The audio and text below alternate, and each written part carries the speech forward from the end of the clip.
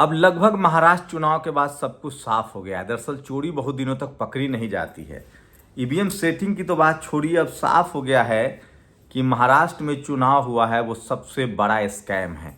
आप जब इस वीडियो को देखेंगे और सुनेंगे तो आपकी रूह कांप जाएगी, किस तरह की बेईमानी हुई है। सोचिए, नांदेड़ एक लोकसभा चुनाव है, वहां लोकसभा में कांग्रेस की जीत हुई और 6 के 6 विधानसभा कांग्रेस हार गई। मतलब जो लोग, एक ही आदमी ने वोट डाला होगा लोकसभा के लिए भी और विधानसभा के लिए भी, जो लोकसभा के लिए नरेंद्र मोदी के खिलाफ है वो वोटर विधानसभा के लिए बीजेपी को वोट दे रहा है। आप कल्पना कीजिए।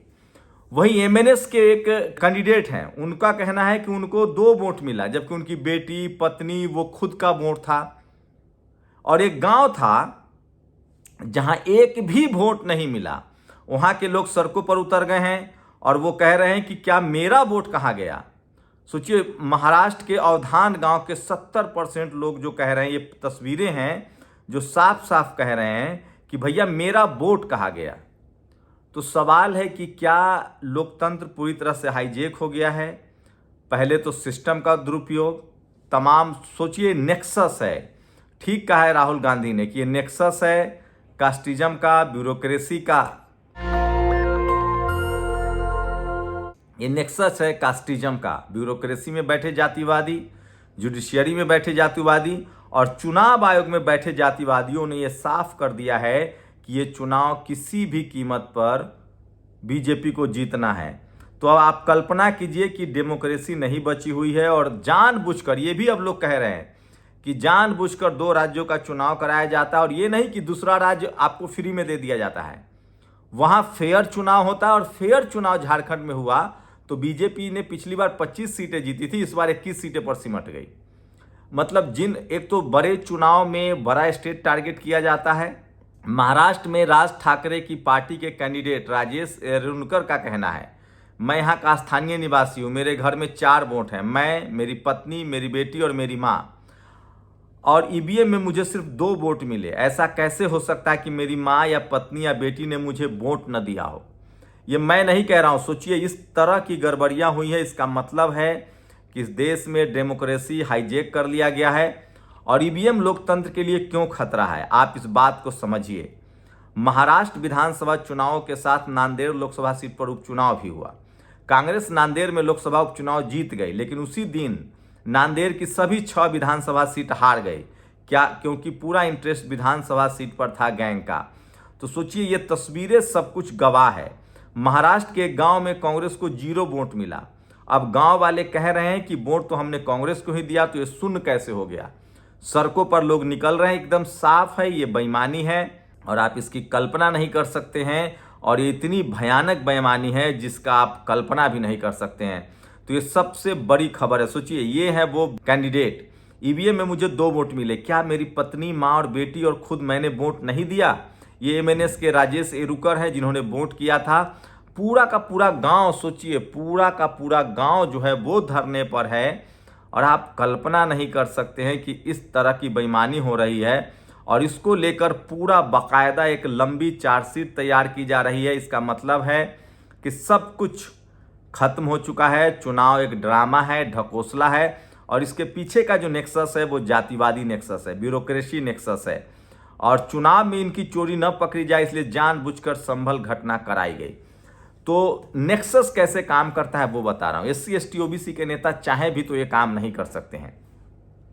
जब तक चपरासी से लेकर चीफ जस्टिस तक जाति के नाम पर लोग बैठे रहेंगे और उनकी मानसिकता जातिवादी रहेगी। सोचिए, मायावती मुख्यमंत्री हो, अखिलेश यादव मुख्यमंत्री हो, लेकिन उनके खिलाफ उनकी जाति की वजह से ये नेक्सस उनके साथ खड़ा नहीं होगा। ये लोग चाह कर भी Samajwadi party, BSP, RJD, JDU, JMM जैसी पार्टियां गड़बड़ी कर नहीं सकती हैं, क्योंकि ये गड़बड़ी करेंगे तो पीआईएल गैंग है। सुप्रीम कोर्ट, हाई कोर्ट के मनुवादी जातिवादी जज संज्ञान ले लेंगे। लेकिन यही सब अगर सवर्ण लीडरशिप वाली पार्टियां करेंगी तो जो जातिवादी नेक्सस है वो सक्रिय हो जाता है। अभी तो ये स्थिति हो गई है कि ये नेक्सस पूरी तरह से जो जातिवादी मनुवादी गिरोह है, गैंग है, ये बीजेपी के साथ है। ये अभी ममता बनर्जी को भी ये नहीं करने देगा। ये अभी कांग्रेस को भी ये नहीं करने देगा। सोचिए, मैं फिर कह रहा हूं, ये नेक्सस वहां काम सबसे शानदार तरीके से करता है जहां इनकी सरकार है, और इसीलिए मैं बार बार कह रहा हूं कि चुनाव को हाईजैक कर लिया गया है। और ये दोनों सबूत हैं। सोचिए, दुनिया के सबसे बड़ा टेक्नोक्रेट जिसका मार्स पर कब्जा हो रहा है, जो ऑक्युपाई कर रहा है स्पेस को, जो 36,000 किलोमीटर प्रति घंटे की रफ्तार से चलाने वाला स्पेस क्राफ्ट बना रहा है, जो मोबाइल में सैटेलाइट से इंटरनेट की टेक्नोलॉजी जानता है, वो एलन मस्क कह रहा है कि ईवीएम जो है वो हाईजैक हो रहा है। लेकिन भारत का चुनाव आयोग नहीं मान रहा है। लेकिन यही अगर कोई गैर सवर्ण सरकार होती, मायावती होती, अखिलेश यादव ये कर रहे होते, तो मान लिया जाता। उससे भी बड़ी बात सोचिए, बीबीसी के सीनियर पत्रकार भूपेश बघेल के सहयोगी भी रहे, उन्होंने कहा है कि 99% बैटरी जो चार्ज वाले ईवीएम जब आते हैं वहीं से खेल पलट जाता है।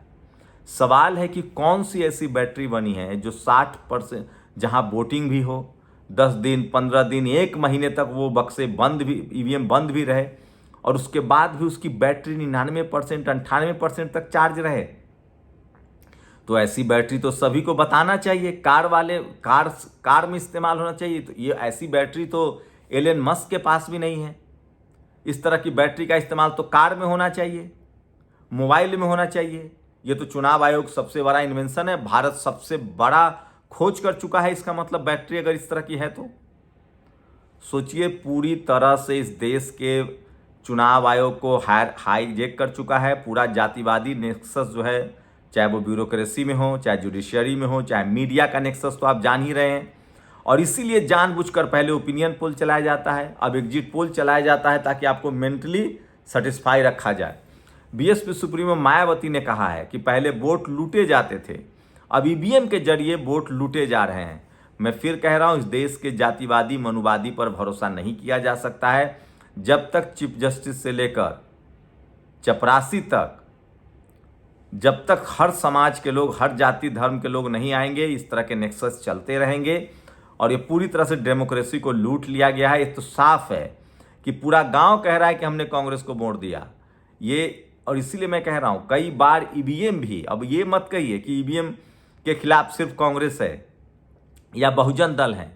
जब कांग्रेस सत्ता में थी तब बीजेपी इसके खिलाफ थी, और ये बात सच है कि इसका सबसे ज्यादा नुकसान बहुजन दलों को है। कांग्रेस बीजेपी में, बामन मिश्राम का आरोप है कि कांग्रेस और बीजेपी में ये गठजोड़ हो चुका है कि एक बार तुम, कहीं हम, कहीं तुम। छोटे छोटे राज्यों में तुम बन जाओ और बड़े बड़े राज्यों में हम बनेंगे। देखिएगा, आप गौर कीजिएगा, बीजेपी वहीं चुनाव हारती है जहां जीतती है, जहां उसकी सरकार हो, और वहीं हारती है जहां रीजनल पार्टी से लड़ना होता है। तेलंगाना में कांग्रेस को जिता दिया क्योंकि वहां रीजनल फोर्सेस से लड़ना था और वो सत्ता में थे। झारखंड में इसलिए हार गए क्योंकि वहां हेमंत सोरेन खुद सत्ता में थे और रीजनल पार्टी थी। मध्य प्रदेश नहीं हारे, राजस्थान नहीं हारे, छत्तीसगढ़ नहीं हारे, जहां या तो कांग्रेस या इनकी सरकार है। तो ये पूरा नेक्सस मजबूती से काम करता है, और ये साफ हो गया है। जिस तरह के आरोप लग रहे हैं, चुनाव आयोग की विश्वसनीयता सबसे ज्यादा खतरे में है। खुद चीफ जस्टिस ने कहा था, सुप्रीम कोर्ट ने कहा था कि ईवीएम ट्रांसपेरेंट नहीं है, तब उसमें वीवीपैट लगाया गया, वीवीपैट की गिनती नहीं हो रही है। तो भारत में डेमोक्रेसी को हाईजैक कर लिया गया है, और ये इस देश के 90% लोग इस बात को समझ रहे हैं। मैं फिर कह रहा हूं, ईवीएम एक बड़ा खेल है, फ्रॉड है, कई तरह की बेईमानी होती है। सोचिए, 1000, 2000, 5000, 10,000, 2-3 ईवीएम बदल दीजिए, चुनाव जीत लीजिए। ईवीएम की रखवाली, सोचिए, इस देश में जो लोग एक बैंक लूट लेते हैं, विदेश भाग जाते हैं, इस देश में कम से कम नैतिकता की उम्मीद तो किसी से मत करिए। वो तो बाबा साहब का संविधान है, चेक एंड बैलेंस है, नहीं तो लोग क्या क्या नहीं करते थे इस देश में अनैतिक काम। और आज जब संविधान है, पुलिस है, इनकम टैक्स, ईडी, सीबीआई है, तब उस पर नेक्सस ने कब्जा कर लिया है। मैं फिर कह रहा हूं, ये वही समय है जब देश आज़ाद हुआ। देश आज़ादी से पहले मनुस्मृति से चलता था। देश जब आज़ाद हुआ तो SC/ST के रिजर्व सीट पर जातिवादी मनुवादी लोग अपने नौकर को जिताते थे, बाद में अपने घरों पर बूथ बनवाते थे। उसके से भी मन नहीं भरा तो बूथ लूटते थे। जब SC/ST OBC के लोग जागरूक हुए तब ये लोग ईवीएम लेकर आ गए, और आज ईवीएम से बहुजन दलों को सत्ता से बाहर कर दिया गया है। कम से कम SC/ST OBC किसान अल्पसंख्यक समाज के लोगों को लिखना चाहिए, और सारा अन्याय की जड़ यही है। अगर ईवीएम से चुनाव जीते जाएंगे, रिजर्वेशन खत्म कर देंगे ये लोग अल्पसंख्यक समाज पर अत्याचार करेंगे क्योंकि सत्ता में बैठे हुए हैं, ये नौकरियां नहीं देंगे और ये पूरी तरह से जो जातिवादी नेक्सस है चपरासी से लेकर चीफ जस्टिस तक कब्जा कर लेगा। इसलिए कह रहा हूं सावधान हो जाइए। आपकी क्या राय, अपनी प्रतिक्रिया जरूर दीजिए। शुक्रिया। नेशनल दस्तक की आपसे गुजारिश है कि अगर इसको बचाना चाहते हैं तो नेशनल दस्तक को सब्सक्राइब करने के लिए रेड कलर के सब्सक्राइब बटन को दबाएं, फिर बेल आइकन की घंटी दबाएं। नेशनल दस्तक को बचाने के लिए बहुत जरूरी है कि हर खबर को शेयर करें, लाइक करें, कमेंट जरूर करें।